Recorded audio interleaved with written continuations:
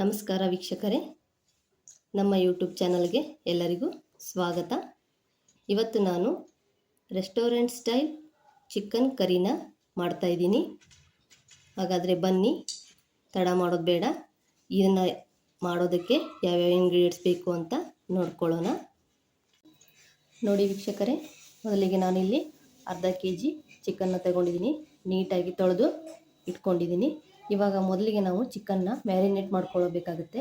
Marinate ಮಾಡ್ಕೊಳ್ಳೋದಕ್ಕೆ ಏನೇನು ingredients ಬೇಕು ಅಂತ ನೋಡ್ಕೊಳ್ಳೋಣ ಬನ್ನಿ.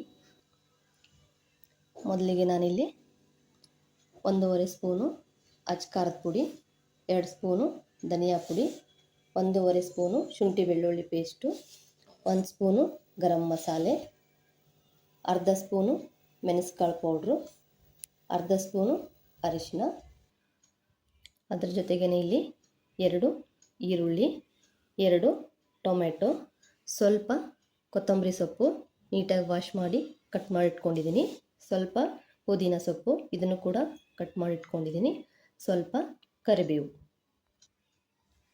ಇಲ್ಲಿ ಅರ್ಧ ಕಪ್ಪು ಮೊಸರು, ಹಾಗೆಯೇ ಅರ್ಧ ನಿಂಬೆಹಣ್ಣಿನ ಜ್ಯೂಸನ್ನ ತೆಗೆದಿಟ್ಕೊಂಡಿದ್ದೀನಿ. ಇಷ್ಟೆಲ್ಲ ಇಂಗ್ರೀಡಿಯೆಂಟ್ಸ್ ನಮಗೆ ಮ್ಯಾರಿನೇಟ್ ಮಾಡೋಕ್ಕೆ ಬೇಕಾಗುತ್ತೆ. ಇವಾಗ ನಾವು ತೋರಿಸಿದಂಥ ಎಲ್ಲ ಇಂಗ್ರೀಡಿಯೆಂಟ್ಸ್ನ ಚಿಕನ್ಗೆ ಹಾಕೋಣ.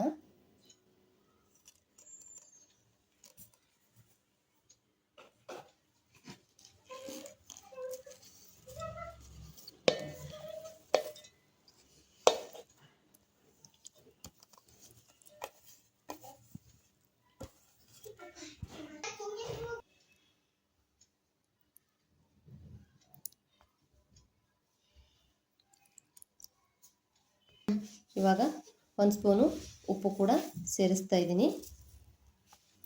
ಇವಾಗ ಇದನ್ನೆಲ್ಲ ನೀಟಾಗಿ ಮಿಕ್ಸ್ ಮಾಡ್ಕೊಳ್ಳೋಣ.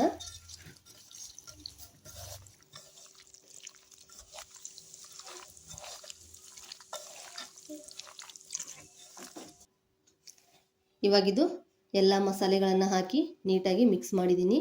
ಇದು 15ರಿಂದ 20 ನಿಮಿಷ ಮ್ಯಾರಿನೇಟ್ ಆಗೋಕ್ಕೆ ಇಡೋಣ. ನಿಮ್ಮ ಹತ್ರ ಟೈಮ್ ಇದ್ದರೆ ಅರ್ಧ ಗಂಟೆ ಬಿಟ್ಬಿಡಿ. ನೋಡಿ, ಇವಾಗ ಚಿಕನ್ ಮ್ಯಾರಿನೇಟ್ ಆಗುವಷ್ಟರಲ್ಲಿ ವೀಕ್ಷಕರೇ ನಾವು ಒಂದು ಮಸಾಲೆ ಪೇಸ್ಟ್ನ ರೆಡಿ ಮಾಡ್ಕೊಳ್ಳೋಣ. ಅದಕ್ಕೆ ಏನೇನು ಬೇಕು ಅಂತ ನೋಡೋಣ ಬನ್ನಿ. ಮೊದಲಿಗೆ ಒಂದು ಅರ್ಧ ಕಪ್ಪು ತೆಂಗಿನಕಾಯಿ, 2 ಹಸಿಮೆಣಸಿನ್ಕಾಯಿ, 4 ಏಲಕ್ಕಿ, 4 ಬಾದಾಮಿ, 4 ಗೋಡಂಬಿ, 2 ಪೀಸು ಚಕ್ಕೆ, 2 ಲವಂಗ. ಇವಾಗ ಮಿಕ್ಸಿ ಜಾರಿಗೆ ಹಾಕೊಳ್ಳೋಣ.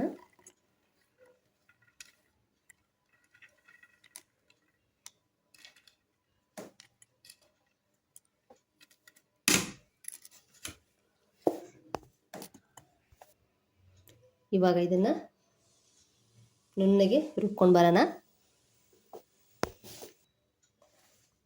ವೀಕ್ಷಕರೇ, ಪೇಸ್ಟು ರೆಡಿಯಾಗಿದೆ. ಇವಾಗ ಗ್ಯಾಸ್ ಮೇಲೆ ಒಂದು ಪಾತ್ರೆನ ಇಟ್ಕೊಂಡಿದ್ದೀನಿ. ಪಾತ್ರೆ ಬಿಸಿ ಆದಮೇಲೆ ಇದಕ್ಕೆ ಒಂದು 2ರಿಂದ 3 ಟೇಬಲ್ ಸ್ಪೂನ್ ಎಣ್ಣೆ ಹಾಕಿದ್ದೀನಿ. ಎಣ್ಣೆ ಬಿಸಿ ಆಗಲಿ.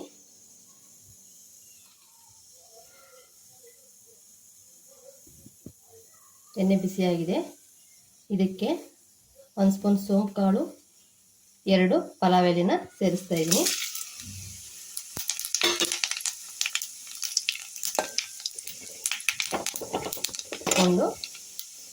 ನಂತರ ಇದಕ್ಕೆ ನಾವು ಮ್ಯಾರಿನೇಟ್ ಮಾಡ್ಕೊಂಡಿರುವಂತಹ ಚಿಕನ್ನ ಸೇರಿಸಬೇಕು.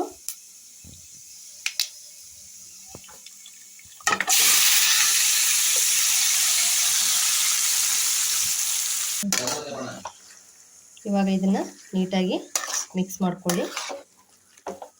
ಚೆನ್ನಾಗಿ ಮಿಕ್ಸ್ ಆಗಲಿ ಇದು. ಇದಕ್ಕೆ ಸ್ವಲ್ಪ ನೀರು ಸೇರಿಸ್ತಾ ಇದ್ದೀನಿ, ಒಂದು ಅರ್ಧ ಕಪ್ ಅಷ್ಟೇ. ಇದನ್ನು ನೀಟಾಗಿ ಮಿಕ್ಸ್ ಮಾಡಿಬಿಟ್ಟು ಸಿಮ್ಮಲ್ಲೇ ನಾವು ಒಂದು 10 ನಿಮಿಷ ಬೇಯಿಸ್ಕೊಳ್ಳೋಣ. ಇವಾಗ ತಟ್ಟೆ ಮುಚ್ತಾ ಇದ್ದೀನಿ.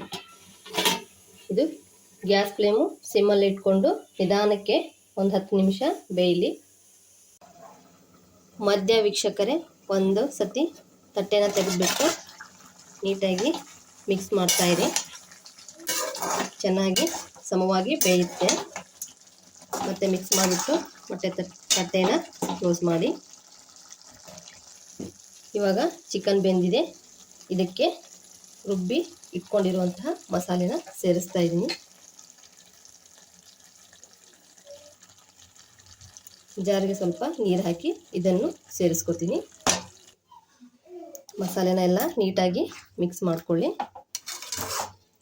ಮಿಕ್ಸ್ ಮಾಡಿ ನಿಮಗೆ ಎಷ್ಟು ನೀರು ಬೇಕೋ ಅಷ್ಟು ಸೇರಿಸ್ಕೊಂಡು ಗ್ರೇವಿನ ರೆಡಿ ಮಾಡ್ಕೊಳ್ಳಿ.